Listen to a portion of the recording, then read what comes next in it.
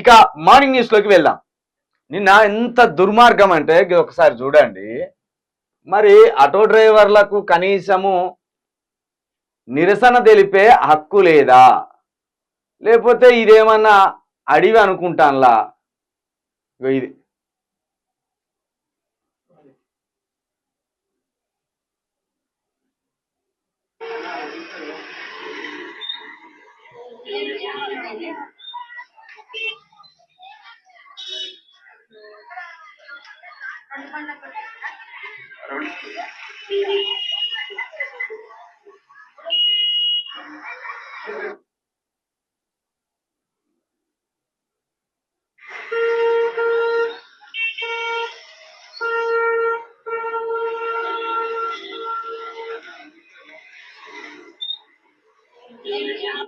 అద్దాలు ఎట్లా వాళ్ళ కొట్టినో చూడు.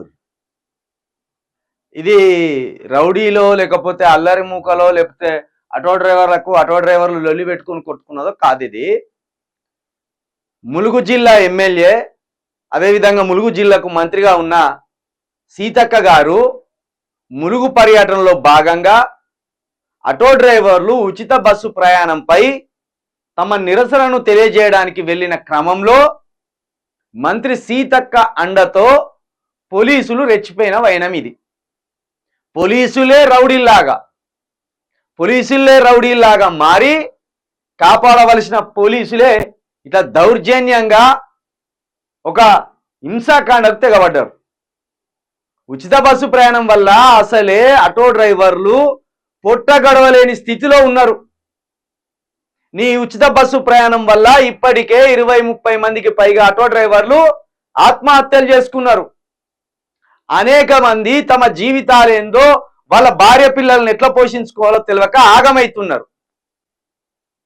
అలాంటి నిరసన తెలిపి ఆ ఉచిత బస్సు ప్రయాణంలో కొన్ని మార్పులు చేయండి అని ఈ ఆటో డ్రైవర్లు నిరసనకు నిలబడితే, అది కూడా రోడ్డు పక్కన నిలబడితే సీతక్క పోయి పలగొట్టుర్రి అని మరి ఆర్డర్స్ ఇచ్చిందా, లేకపోతే సీతక్కను చూసి పోలీసులే ఇట్లా రెచ్చిపోయిందా అనేది కూడా తెలియదు. సీతక్క గారు, ఇది మీకు చాలా చెడ్డ పేరు తెచ్చే కార్యక్రమం. ఇది ఇలాంటివి మీరు మానుకోర్రి. మీకు నిజాయితీ నిబద్ధత ఉంటే ఆటో డ్రైవర్ల సమస్యను పరిష్కరించాలి. ఇప్పుడు ఎవరి మీద కేసులు పెట్టాలి? మంత్రి సీతక్క మీద కేసులు పెట్టాలా, పోలీసుల మీద కేసులు పెట్టాలా, ఎవరి మీద కేసులు పెట్టాలి? రాష్ట్రం ఇంత గొడ్డుపోయిందా? ఇంత దౌర్జన్యమా? పోలీసులే కాపాడవలసిన పోలీసులే ఇంత దౌర్జన్యానికి దిగుతారా? ఖచ్చితంగా ఈ ఆటో డ్రైవర్లు అంతా కలిసి హ్యూమన్ రైట్స్ కు పోయి సీతక్క మీద కేసు పెట్టాలి. అక్కడ ఎవరైతే పోలీసులు ఈ హింసాకాండకు తెగబడ్డారో, ఈ దౌర్జన్యానికి తెగబడ్డారో వాళ్ళ మీద కేసులు పెట్టాలి. ముఖ్యమంత్రి గారు కళ్ళు అప్పగించుకొని చూడుర్రి. నీ మంత్రి గారు, నీ పోలీస్ వ్యవస్థ ఎట్లా దుర్మార్గంగా వ్యవహరిస్తుందో చూడండి ఒకసారి. ఇదా ఆటో డ్రైవర్ల పొట్ట మీద కొట్టే పని కదా ఇది? కనీసం మానవత్వం లేదా మీకు? సిగ్గు అనిపిస్తలేదా మీకు? ధర్నా చౌక్ తెరిచినాం, పోయి ధర్నాలు చేసుకోవచ్చు అన్నావు కదా. మరి మంత్రి గారు వస్తుంటే ధర్నా కూడా చేయవాళ్ళు నిరసన తెలియజేసిండ్రు. ఆటోలు పక్కన పెట్టుకొని నిరసన తెలియజేసిండ్రు. సీతక్క, ఈ 5 నెలలకే నీ కన్ను నెత్తికెక్కినా?